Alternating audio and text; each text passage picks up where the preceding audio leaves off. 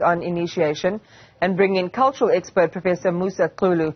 Prof, good morning to you and thank you very much for your time. I'm not sure if you were able to watch that interview that we just did with Mishak about this harrowing experience that he had as a young initiative where it was a really bad circumcision which compromised, his ability to develop as other young boys develop. Fortunately, his situation was able to be transformed later on.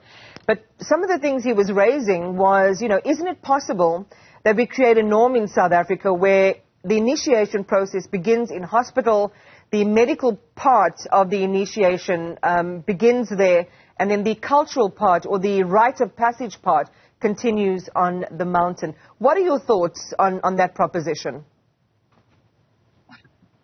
Well, I would fully support that because you cannot have a country where every year in December or July a good number of youngsters die and there are no consequences at all. It's taken as, a cultural tradition which itself is poorly explained because I don't think that those people, those are the people that are doctors there. They know what they are doing and the medical aspects of it. I would support that it goes to hospitals. The Department of Health here in KZN has made already that provision that the youngsters go circumcised at hospitals.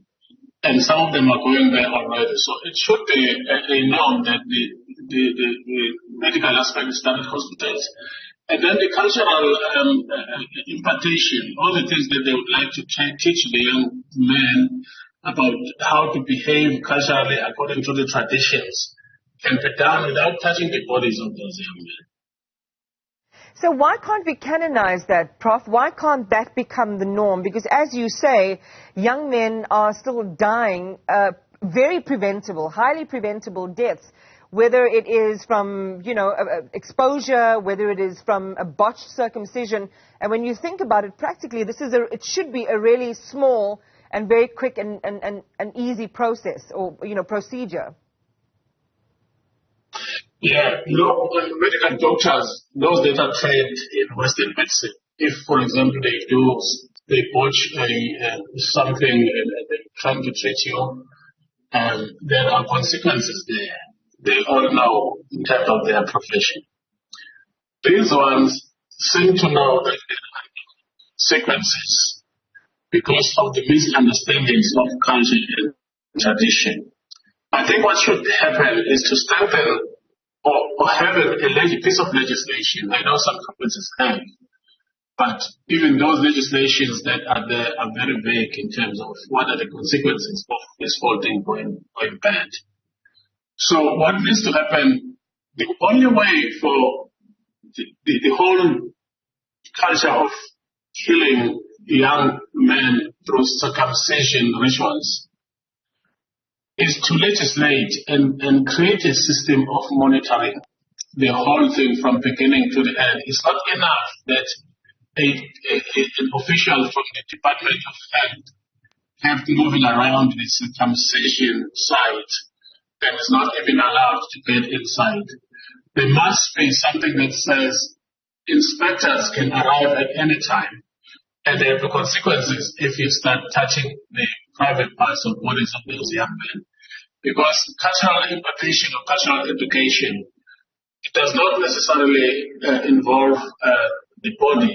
The body part of it is, yes, cultural itself, but it's also driven by religious beliefs that date back to thousands of years, and some of them are even in the Bible.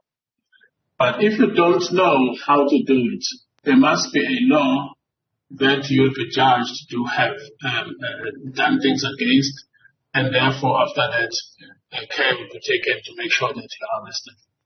That's the only way you can stop it.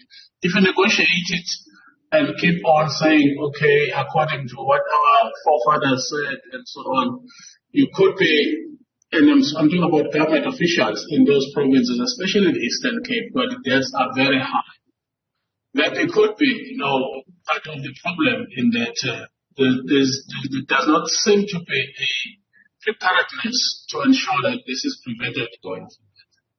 Well, let's talk about that prevention. As you say, we're offering different ways to view and to execute what is still a very important rite of passage in South African society. Are enough of the stakeholders around the table, Professor Xulu, to discuss it, even those would-be, initiation school headmasters, in inverted commas, those who are entrusted with taking these young men out onto the mountain? As our guest was saying, sometimes you don't even know who they are. They are mysterious beings, in a sense, that would appear at, all hours of the night or morning to wake up the young men and do whatever it is that they need to do. How do we bring all of this into the light where there is a knowledge on who the people are, exactly what safeguards they have if things go wrong, to avoid things like we've seen in the past, including malnourishment? How do we get everyone around the table and out into the open? Well, as I say, thank you very much. This is a very important question. The problem is always that when it comes to cultural, traditional, and religious things, people tend to easily believe in all sorts of mythologies. So the fact that the person who is principal of that school, or the one that is doing the actual circumcision, is not known, becomes part of the belief system that he should not be known. He should be a shady figure, should be coming from a strange world. He should be not an everyday person. But also it's a top-down thing. You must also remember that some of the families are headed by women. And you'll find that, when these men come, sometimes it's almost equal to abduction of these youngsters. And the women simply have no support structure. How does it happen? Municipalities, traditional leaders, have to understand where South Africa is today. Because there's also that other problem that traditional leaders tend to think that in the areas of operation where they do operate, there are no laws. It's not true. The traditional leadership systems in South Africa are sub-national systems. They are bound by the laws of the country, to which they must follow to the T in conducting these things. So, in terms of stakeholder engagement, traditional leaders is a donor, even faith leaders in society, the counselors, the schools, the school principals and teachers, as well as parents. Forums, in KZN, there used to be lots of forums when the ANC took over government from 2004, just to brief people about the laws of the country and how they can live within that situation without, hanging on to traditions that are sometimes harmful to people. I think there should be that kind of determination to create forums, community forums on circumcision. Yeah. What does the law say? What are the shortcomings of the law? But what do morals of our society also say? Can we just be happy that every December we have to bury a young man and nobody even comes home to explain what happened? Can in a democracy be mysterious institutions where nothing is explained? It's so mysterious. In a democracy is kind of characterized by transparency. If there are institutions that are not transparent, then we are defeating the ends of democracy. Professor Xulu, it's so interesting what you're saying around having the conversation, empowering the community, especially women-headed households, where they might have boys, and as you say, this insidious practice of then abducting these boys and taking them forcibly to initiation, that we need to have all of this dialogue and this awareness, and people need to know what their rights are and what the law says. However, and that's why I'm interested in knowing how the situation in KwaZulu-Natal panned out, did it make a difference? Because we find that still these notions and these beliefs are so pathologized in communities that even with the knowledge, that it shouldn't be so, people still conform to what is expected of them or what they are forced into.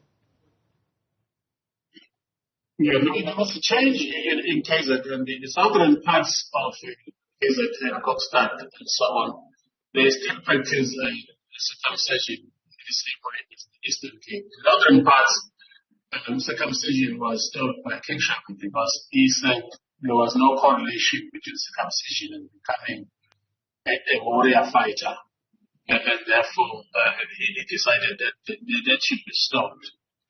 But in about 10, 15 years ago, the provincial government decided to take things into their own hands, because you must remember the issues about HIV/AIDS. There was some medical evidence that circumcised people, males, have lesser opportunities to contact HIV/AIDS, and therefore the whole circumcision issue became linked to that medical advice. And what happened after that is that hospitals, up until now, have been open to circumcise youngsters. And then, of course, after that, they are free to go to whatever school where they are taught about culture. And the late king was very, very straightforward on this, that it is his responsibility, and therefore the responsibility of traditional leaders, to teach about culture and traditions of how to behave as a male and what is your role in society. But the medical aspects must be done at hospitals. All right. Well, thank you for that deep insight, Professor Xulu. And again, as we go into the winter initiation season, we hope that there aren't going to be any more fatalities, as you've also just affirmed. Bearing one boy is one boy too many after what should be a joyful rite of passage and a coming of age. So thank you very much for talking to us about that. We'll continue to have this conversation. We follow this with more news and views after the break.